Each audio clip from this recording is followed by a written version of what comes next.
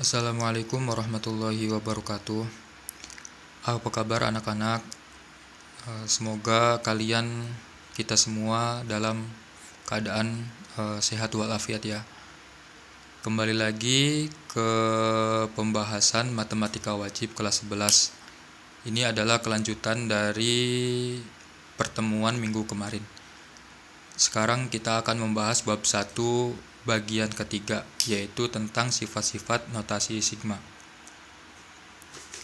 Silakan buka LKS-nya. Kalau di LKS itu halaman 5. Ya, di situ ada sifat-sifat notasi sigma. Oke.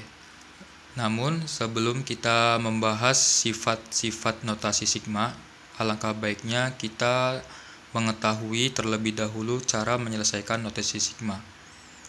Perhatikan di situ ada contoh ya, misal ada notasi sigma di mana n-nya mulai dari 1 sampai 5. Notasi sigmanya 4n. Berapakah jumlah semuanya? Nah, maka jawab ya, di situ n-nya mulai dari 1 sampai 5. Kemudian rumusnya yaitu 4n, maka n-nya diganti mulai dari 1 terus jadi 4 kali 1, terus diganti 2 jadi 4 kali 2, dan seterusnya sampai 5. Sehingga ketika dikalikan 4 kali 1 4, 4 kali 2 8, 4 kali 3 12, 4 kali 4 16, 4 kali 5 20, sehingga sama dengan dijumlahkan 60. Nah, itulah cara menghitung atau menyelesaikan notasi sigma. Ya, jadi kalau ada soal menyelesaikan jadi seperti ini ya. Oke. Nah, sekarang kita lanjutkan ke sifat-sifat notasi sigma. Sifat notasi sigma diantaranya ada 5 ya. Sifat yang pertama adalah sifat konstanta. Saya namakan sifat konstanta ya, dimana formulasinya adalah sigma I mulai dari 1 sampai N dari A sama dengan N dikali A. Untuk lebih jelasnya kita perhatikan contoh. Di situ ada contoh, misalkan sigma I sama dengan 1 sampai 50 dari 4 sama dengan titik-titik. Maka jawab sesuai rumusnya, ketika notasi sigma itu hanya berupa angka, tidak ada variabelnya, atau dinamakan hanya konstantanya saja, maka tinggal kita kalikan saja 50 dikali 4. Jadi langsung ya, 50 dikali 4. Tidak dijabarkan seperti yang tadi gitu ya. Yang tadi ya kan, kalau ini kan 4n ya, dijabarkan dulu n-nya 1 berarti 4 kali 1, n-nya 2 4 kali 2 gitu ya. Nah, ketika di soal atau di pertanyaan itu formulasinya cuma berupa konstanta atau angkanya saja, maka cara penyelesaiannya adalah tinggal dikalikan antara batas atasnya dengan rumusnya atau formulanya 4 ya. Jadi 4 jadi 50 kali 4 jadi 200. Itu adalah sifat yang pertama, sifat konstanta. Jadi notasi sigmanya itu hanya angka saja itu. Jadi nanti pengerjaannya tinggal dikalikan ya. Kemudian sifat yang kedua adalah sifat koefisien ya. Kita perhatikan dulu di pojok kanan atas. Di situ kita ingat-ingat lagi ya, di situ ada 2x plus 5. 2 itu namanya koefisien, x itu kan namanya variabel ya. Nah, kalau angkanya saja itu dinamakan dalam matematika adalah konstanta. Nah, sifat yang kedua itu adalah sifat koefisien. Lihat formulasinya. Misalkan notasi sigma ya, itu yang di kotak itu ya. Notasi sigma I sama dengan 1 sampai N dari K dikali UI ya, sama dengan, nah, koefisiennya bisa dipindahkan ke depan ya. Jadi koefisiennya bisa dipisahkan, dipindahkan ke depan. Jadi sama dengan K notasi sigma I sama dengan 1 sampai N dari UI. Contoh, lebih jelasnya kita perhatikan contoh ya. Di situ ada notasi sigma I sama dengan 1 sampai 5 dari 3N. Nah, 3 itu kan namanya koefisiennya, N itu kan namanya variabel, maka kita bisa menggunakan sifat yang kedua. Jadi 3-nya dipindahkan ke depan ya, bisa dikedepankan sehingga menjadi 3 notasi sigma I sama dengan 1 sampai 5 dari N ya. Jadi 3-nya dipindahkan ke depan, N-nya tinggal sendirian situ ya. Sama dengan 3 dikali, nah N-nya diganti 1 sampai 5, berarti 1 ditambah 2 ditambah 3 ditambah 4 ditambah 5. Nah, sama dengan 3 jumlah dari 1 tambah 2 tambah 3 tambah 4 tambah 5 adalah 15, maka 3 kali 15 sama dengan 45. Nah, itulah sifat yang kedua, yaitu sifat koefisien. Lanjut ke sifat yang ketiga, yaitu sifat penjumlahan dan pengurangan. Ya, di situ ada formulasinya ya. Jadi kalau ada notasi sigma 1 sampai N dari UI plus atau min VI, nah maka bisa dipisah tuh seperti itu bentuknya ya. Jadi notasi sigmanya bisa ada 2 gitu, dipisah ya. Yang satunya miliknya UI ya, yang satunya lagi miliknya VI ya. Seperti itu.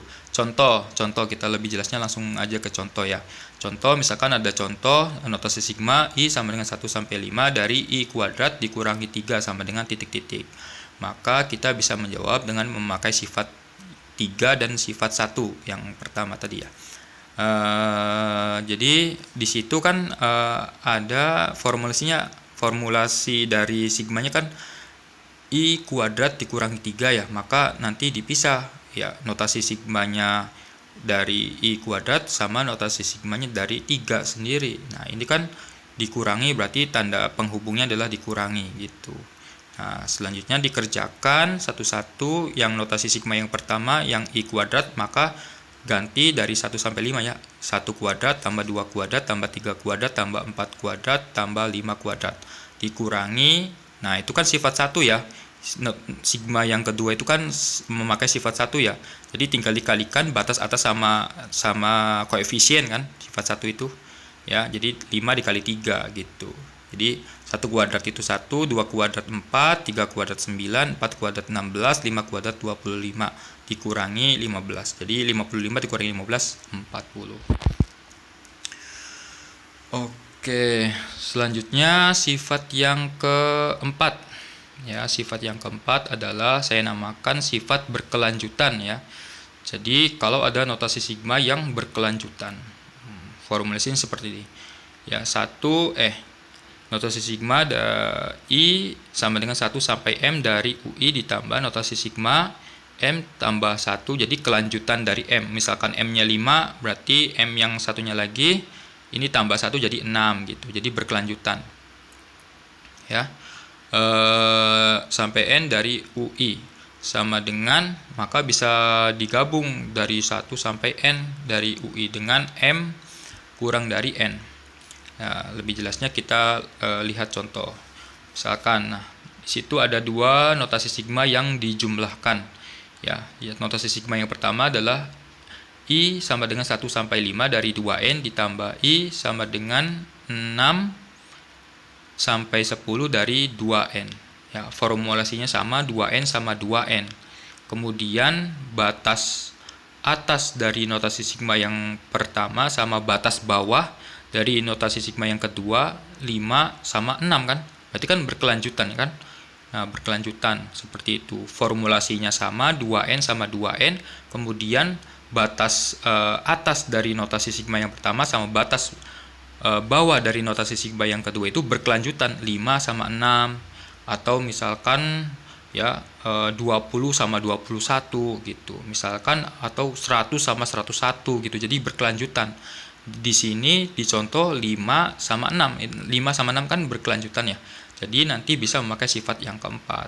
Maka sifat yang keempatnya gimana nih? Jadi kita gabung nih sigma yang pertama sama sigma yang kedua.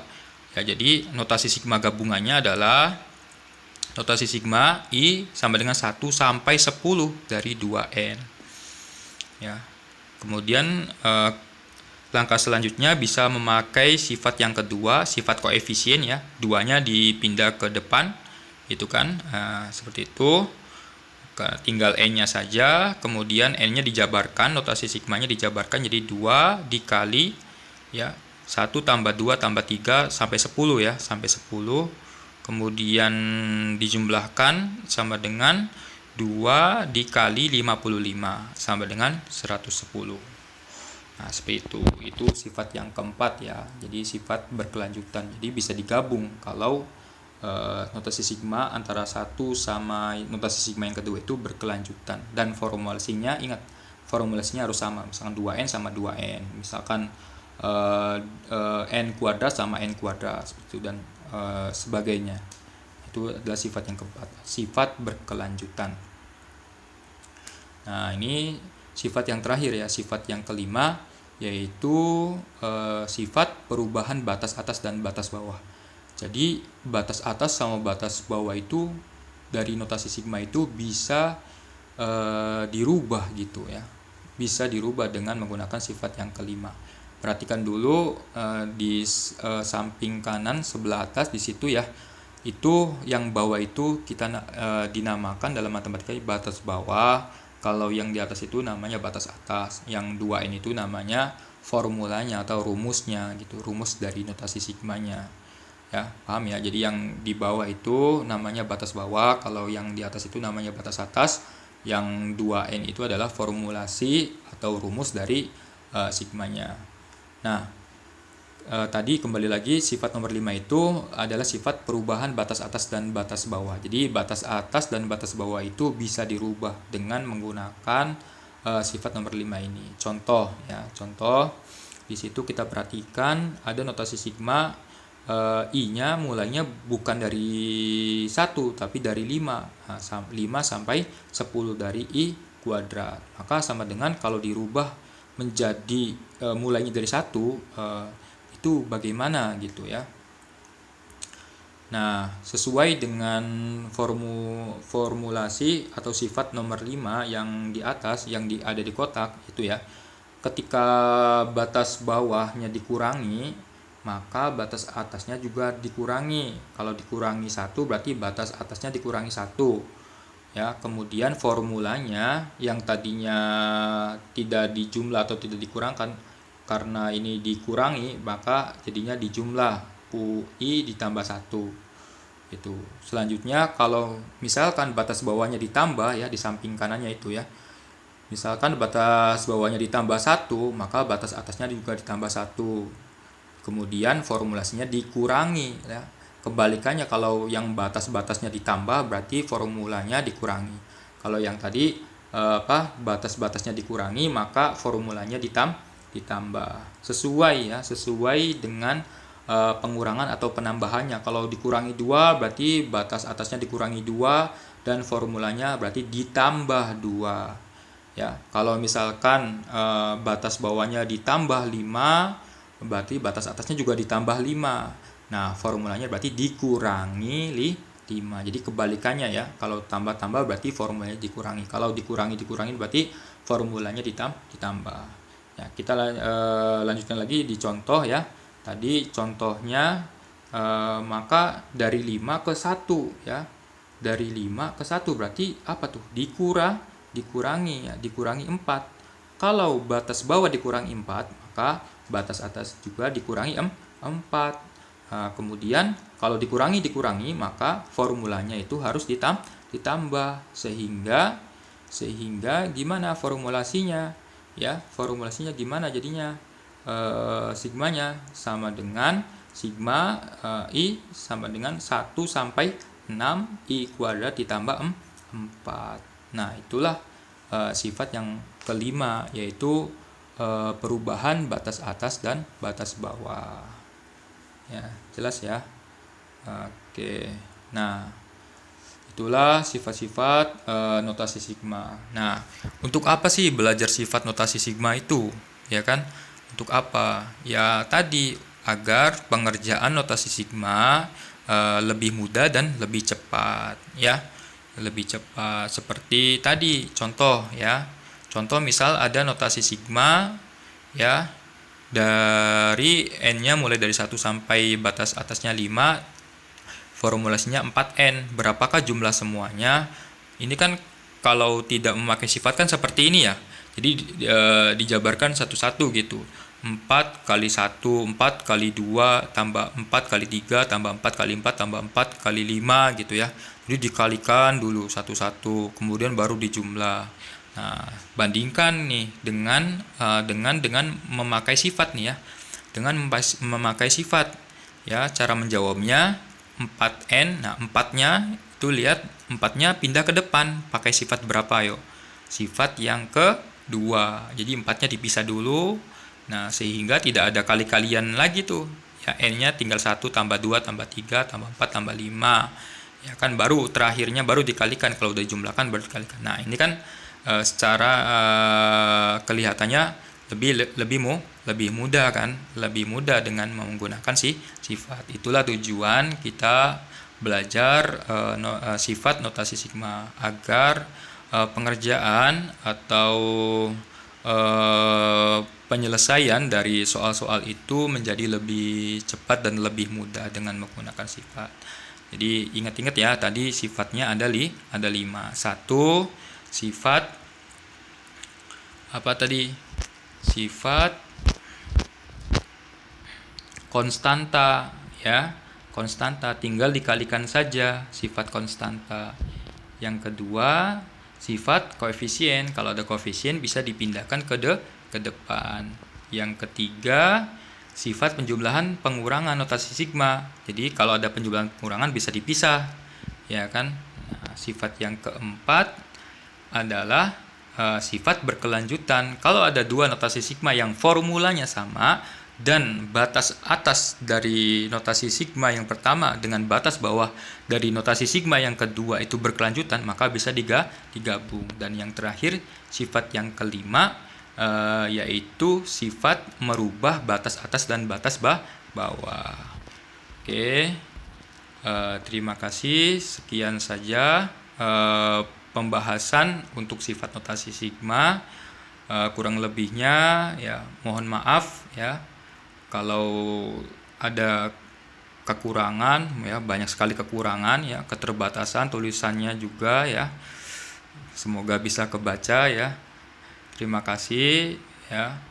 Dan tugasnya nih, terakhir tugasnya kalian kerjakan ya penilaian harian 1 di LKS pilihan ganda nomor 2, 4 dan 5. Oke.